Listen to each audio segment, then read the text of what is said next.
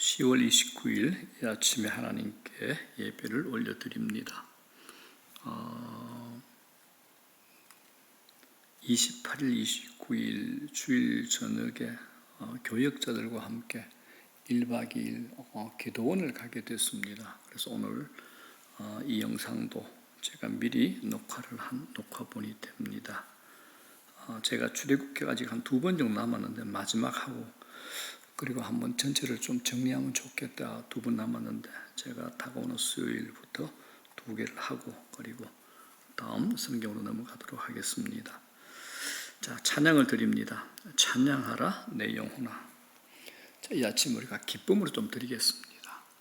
찬양하라 내 영혼아, 찬양하라 내 영혼아, 내 속에 있는 것들아 다 찬양하라.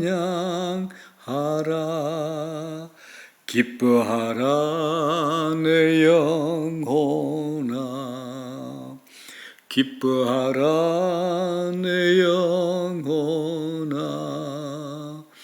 내 속에 있는 것들아 다 기뻐하라. 정직하라 내 영혼아, 정직하라 내 영혼아, 내 속에 있는 것들아 다 정직하라. 충만하라, 충만하라 내 영혼아, 충만하라 내 영혼아, 내 속에 있는 것들아 다 충만하라. 정인되라 내 영혼아, 정인되라 내 영혼아,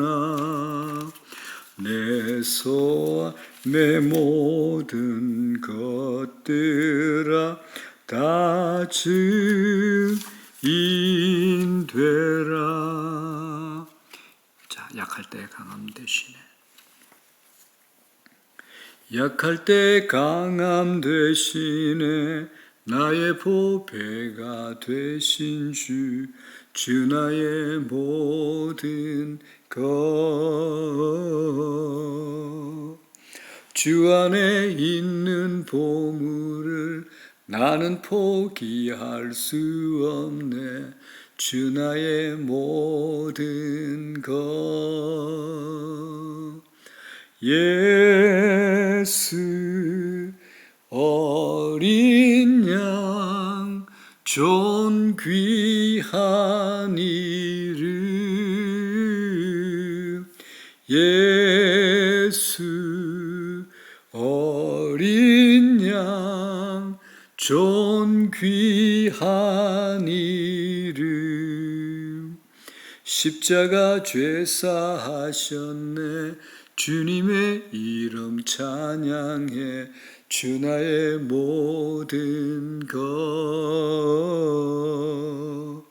쓰러진 나를 세우고 나의 빈 잔을 채우네. 주 나의 모든 것. 예수 어린 양 존귀한 이름,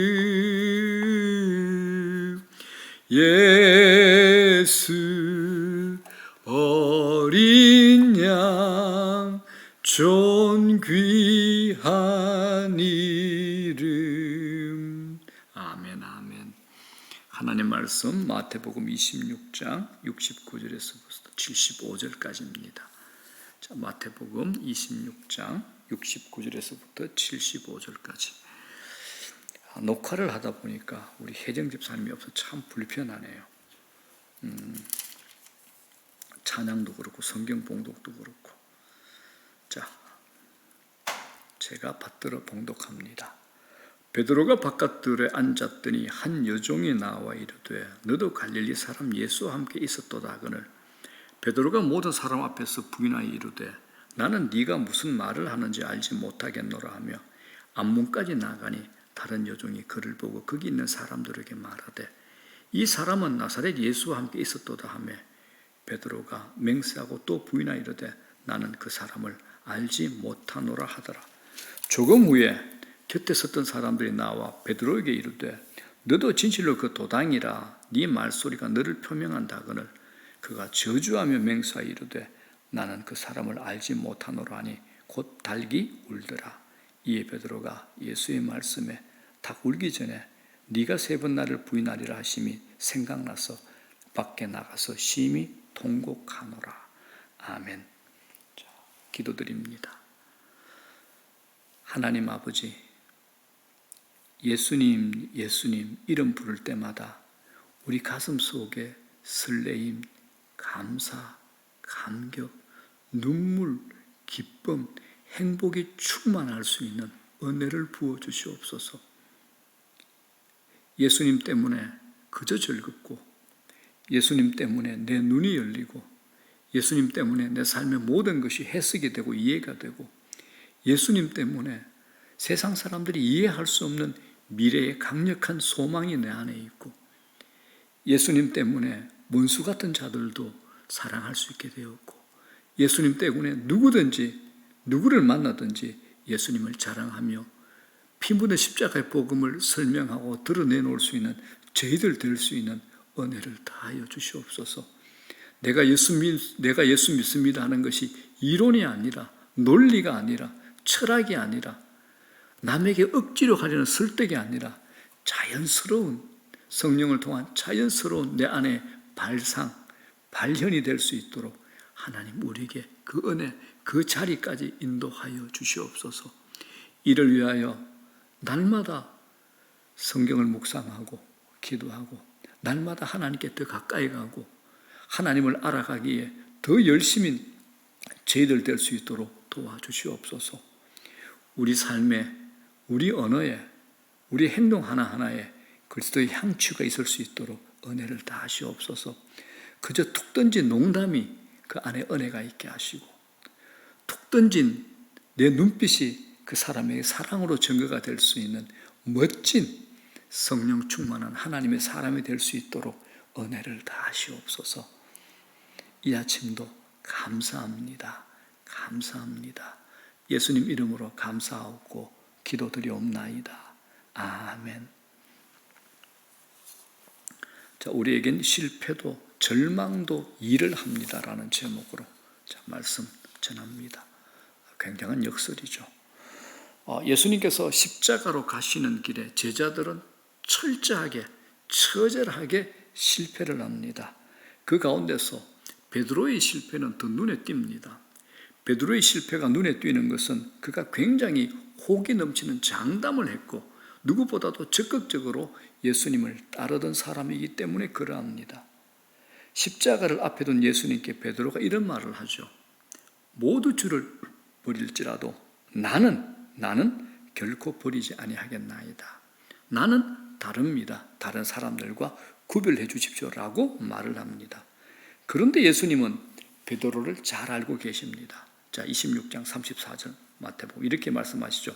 예수께서 이르시되 내가 진실로 네게 이르노니 오늘 밤 닭 울기 전에 네가 3번 나를 부인하리라. 예수님의 이 말씀에 베드로와 그의 제자들의 답변이 어떻습니까? 35절 베드로가 이르되 내가 주와 함께 죽을지언정 주를 부인하지 않겠나이다 하고 모든 제자도 그와 같이 말하니라. 베드로뿐만 아니라 모든 제자도 그와 같이 말을 하죠. 다른 제자들까지 합장하듯이 이제 말을 하는 겁니다. 그런데 상황은 전혀 다르게 진행이 됩니다.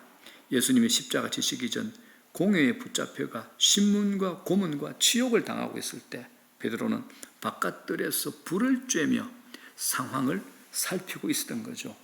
이때 대제사장의 집에서 일하는 여종이 베드로에게 와서 갑자기 이렇게 질문을 합니다. 69절 뭐라 그럽니까? 한 여종이 나와 이르되 너도 갈릴리 사람 예수와 함께 있었도다 하거늘. 자, 드디어 올 것이 왔습니다. 이때 베드로는 자기의 정체를 드러내야 됩니다. 이 처음 대답이 참 중요합니다. 처음부터 비겁해지면 계속 비겁해지는 겁니다. 베드로는 아니다라고 부인을 하죠. 다시 다른 여종이 이제 두 번째 질문합니다. 71절. 다른 여종이 그를 보고 거기 있는 사람들에게 말하되 이 사람은 나사렛 예수와 함께 있었도다 하며. 첫 번째 부인했는데 베드로는 두 번째도 부인을 합니다. 73절. 자, 다른 사람들이 이제 세 번째 묻죠. 조금 후에 곁에 섰던 사람들이 나와 베드로에게 이르되 너도 진실로 그 도당이라.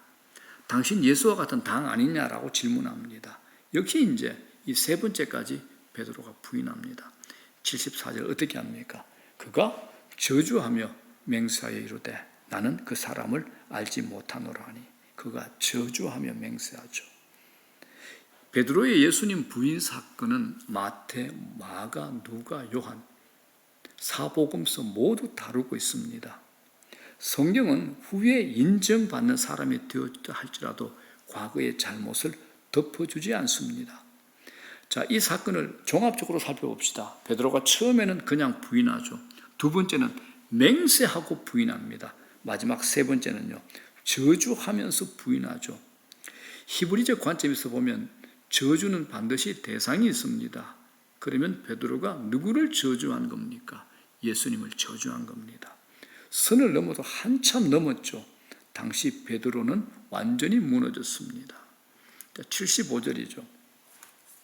이에 베드로가 예수의 말씀에 닭 울기 전에 네가 세 번 나를 부인하리라 하심이 생각나서 밖에 나가서 심히 통곡하니라. 예수님 말씀 그대로 이루어졌습니다. 베드로는 예수님 하신 말씀이 생각이 나 통곡을 한 거죠. 이제야 베드로의 실체가 드러난 겁니다. 그동안 큰소리 장담들이 다 어디 갔습니까? 베드로가 이렇게까지 무기력했나요? 우리는 여기에서 베드로에게 맹비난을 하고 싶습니다. 베드로가 누굽니까? 처음 주님의 부름을 받을 때 배와 그물을 버려두고 예수님을 쫓은 자가 베드로 아닙니까? 배와 그물을 버려두었다는 것은 그냥 교회 나왔다는 얘기 아닙니다. 자기의 하던 모든 일을 포기하고 전 생애를 예수님께 던진 겁니다. 그는 제자 12명 중에 3명에 든 인물이고 수제자입니다. 3년 동안 주님과 동고동락하며 가장 적극적으로 예수를 따른 사람이 베드로입니다. 예수님과 함께 다니면서 기적을 경험한 게 한두 개였습니까? 맹인이 눈뜨고 나병 환자가 낫고 죽은 자가 살아나는 것을 현장에서 직접 본 사람입니다. 그리고 베드로는 물 위를 걷기도 했잖아요. 변화산에서 천국의 경험도 했습니다. 이런 특혜가 어디 있습니까? 이런 특권을 누린 사람이 어디 있습니까? 이 사건을 내게 적용해 봅시다. 예수님의 최측근 제자가 이렇게 무너졌다면 나는 과연 어떻겠는가? 베드로의 실패를 보면 절망감이 몰려옵니다. 오늘 이 사건은 너무나 중요한 사실입니다. 그래서 사복음서에 전부 기록으로 남겨져 있습니다. 마태, 마가, 누가, 요한 이들이 성경을 기록하면서 우리에게 무엇을 얘기하고 싶을까요? 베드로의 실패는 우리를 겸손하게 만듭니다. 성경을 보면 베드로뿐만 아니죠. 노아가 누굽니까? 노아를 뭐라 그럽니까? 어인이요 당대의 완전한 자로 성경은 기록하고 있습니다. 120년의 긴 시간 동안 하나님의 약속을 믿고 방주를 지은 대단한 인물이 노아 아닙니까? 그런데 말년에 술에 취해서 큰 오점을 남긴 사람이 노아입니다. 아브라함이 누굽니까? 실수투성이잖아요. 모세는요 사람 때려 죽였잖아요. 다윗은요 내 마음에 합한 자라는 다윗은요 자기에게 몸바쳐 충성한 부하의 아내를 취할 뿐만 아니라 그 부하를 기어이 죽음으로 내모는 치졸함, 이걸 성경은 가리지 않고 우리에게 다 그대로 보여줍니다. 노아, 아브라함, 모세, 다윗 이들의 연약한 모습을 보고 우리가 무엇을 느낄 수 있습니까? 모두가 예외 없이 죄성의 지배를 받는 연약한 인간들이라는 겁니다. 이때 우리에게 요구되는 게 뭡니까? 겸손입니다. 겸손입니다. 쓸데없는 자신감은 금물입니다. 그래서 고린도전서 10장 12절에 이렇게 말하죠. 그런즉 선줄로 생각하는 자는 넘어질까 조심하라 라고 말씀합니다. 여기에서 선줄로 생각하는 자는 누구일까요? 어느 정도 영적 수준에 이르렀다고 생각하는 사람들에게 하는 얘기입니다. 내가 성경을 좀 알지, 이만하면 됐다라고 자신감이 있는 사람들 말입니다. 우리는 겸손하기가 참 어려운 존재들입니다. 노골적으로 교만한 사람은 드뭅니다. 교회 안에서도 노골적으로 교만한 사람은 없습니다. 대개는 겸손하게 행동을 합니다. 그러나 겉으로 드러나는 겸손은 처세용 겸손이죠. 접대용 겸손입니다. 척하는 겁니다. 척하는 겁니다. 내가 낮아지고 싶어서 낮아진 사람은 없다라는 겁니다. 실패를 통해서 어쩔 수 없이 낮아진 겁니다. 그러므로 실패는 유익합니다. 실패가 왜 유익합니까? 나 스스로 겸손할 수 없기 때문에 실패를 통해 낮아지게 되고 자기 자신을 더 이상 믿지 못하도록 만듭니다. 때문에 실패가 은혜가 되는 겁니다. 하나님이 언제 우리를 부르실까요? 내가 강할 때요? 내가 힘이 있을 때요? 내가 한번 해보겠다 할 때요? 아닙니다. 하나님은 우리가 약할 때 부르십니다. 내 몰두, 내 집착에서 벗어나야 하나님이 보이기 시작합니다. 세상은 강한 사람을 씁니다. 그러나 하나님 나라는 다릅니다. 왜 그럴까요? 강하면 하나님이 쓰시기에 불편합니다. 자신의 결함, 연약함이 드러날 때 비로소 사람은 하나님을 의지하게 됩니다.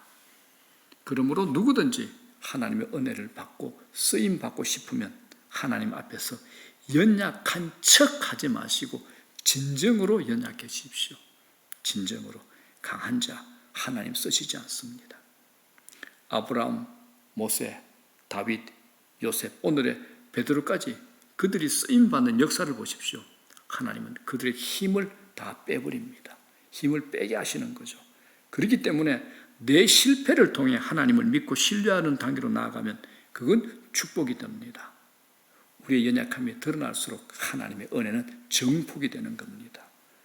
그래서 바울이 자신의 약함을, 연약함을 그렇게 대놓고 이곳저곳에 곳곳에 자랑하잖아요.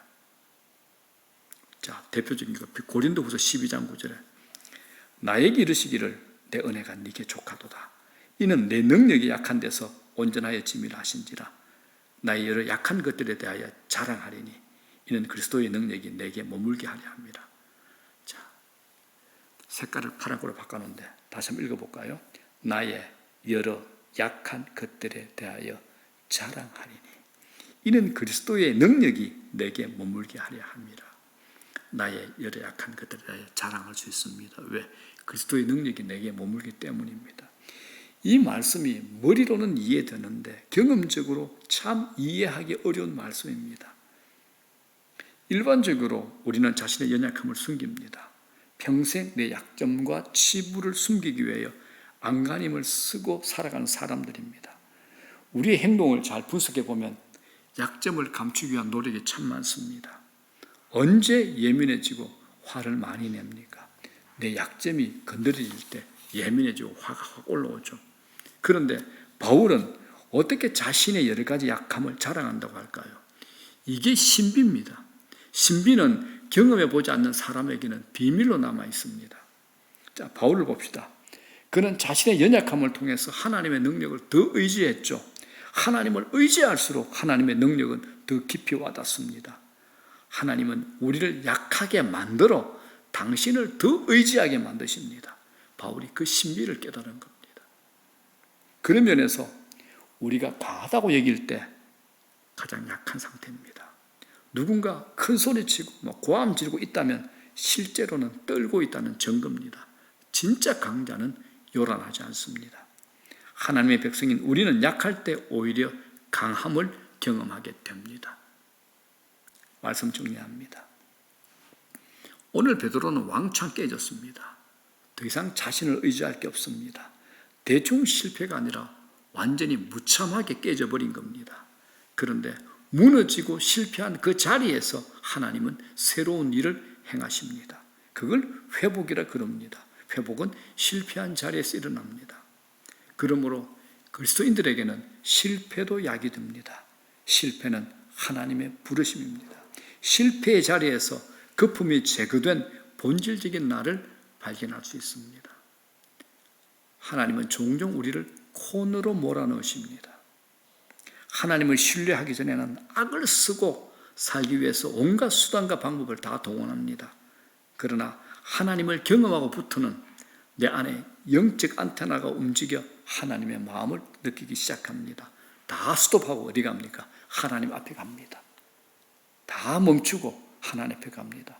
그동안 사람들 찾던 거, 그동안 내 수단, 내 경험, 내 노력을 했던 거 다 멈추고 하나님 앞에 가게 됩니다. 그 자리에서 회복과 진보의 영적 창조를 느끼고 설레임으로 하나님을 더 신뢰하는 겁니다. 얼굴과 마음에 주름이 사라지죠. 하나님의 일하심을 경험하게 되고 하나님의 역사에 동참하게 되는 겁니다. 그러므로 사랑하는 여러분, 우리 기독교 예수 믿는 자들의 최고 역설이 있죠. 실패의 지점이 은혜의 자리가 되는 겁니다. 이게 은혜의 자리가 되지 않으면 실패는 낭비로 버려지는 겁니다. 그런데 우리 크리스찬들에게는, 하나님의 자녀, 하나님의 백성, 우리들에게는 실패의 지점이 은혜의 지점입니다. 하나님께 더 가까이 가십시오. 하나님께 더 가까이 가십시오. 더. 얻기 위해서, 구하기 위해서 그게 아니라 그냥 하나님이 좋아서 가까이 가는 것. 하나님 정말 기뻐하시고 꼭 껴안아 주시고 우리 귀에, 우리의 마음에 하나님의 음성으로 들려주실 겁니다. 하나님은 내가 성공했을 때보다 나의 실패를 통해서 훨씬 더 많은 일을 하심을 알고 깨달을 수 있는 분들은 성숙한 분들입니다. 우리 모두 오늘 이 말씀을 통해서 성경의 위대한 우리의 선진들을 통해서 이 귀한 교훈을 깨닫고 내 것, 우리 것이 되기를 주의 이름으로 축원합니다. 주기도문으로 마칩니다. 하늘에 계신 우리 아버지, 이름이 거룩히 여김을 받으시오며 나라의 마옵시며 뜻이 하늘에서 이루어진 것 같이 땅에서도 이루어지이다. 오늘날 우리에게 일용할 양식을 주시옵고 우리가 우리에게 죄진 자를 사하여 준 것 같이 우리 죄를 사하여 주시옵고 우리를 시험에 들지 말게 하옵시며 다만 악에서 구하시옵소서. 대개 나라와 권세와 영광이 아버지께 영원히 싸움나이다. 아멘.